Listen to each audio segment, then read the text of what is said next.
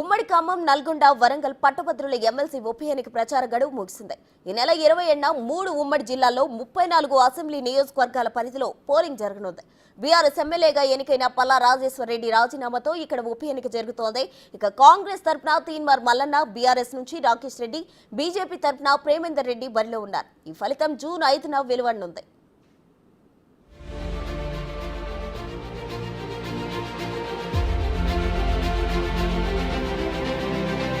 ఉమ్మడి వరంగల్, ఖమ్మం, నల్గొండ పట్టభద్రుల ఎమ్మెల్సీ ఉప ఎన్నికకు ప్రచార గడువు ఇవాళ సాయంత్రం ముగిసింది. ఈ నెల 27వ తేదీన ఉదయం 8 గంటల నుంచి సాయంత్రం 4 గంటల వరకు పోలింగ్ జరగనుంది. పోలింగ్ కోసం అధికారులు ఏర్పాట్లు చేస్తున్నారు. బీఆర్ఎస్ ఎమ్మెల్సీగా ఎన్నికైన పల్లా రాజేశ్వరరెడ్డి రాజీనామాతో ఇక్కడ ఉప ఎన్నిక జరుగుతోంది.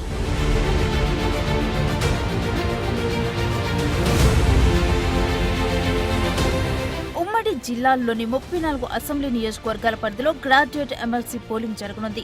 మొత్తం 605 పోలింగ్ బూత్లలో 4,63,839 ఓటర్లు తమ ఓటు హక్కును వినియోగించుకోనున్నారు.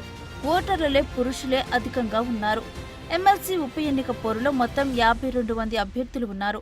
అయితే కాంగ్రెస్ నుంచి తీన్మార్ మల్లన్న, బీఆర్ఎస్ నుంచి రాకేష్ రెడ్డి, బీజేపీ నుంచి ప్రేమేందర్ రెడ్డి మధ్య త్రిముఖ పోటీ ఉండనుంది.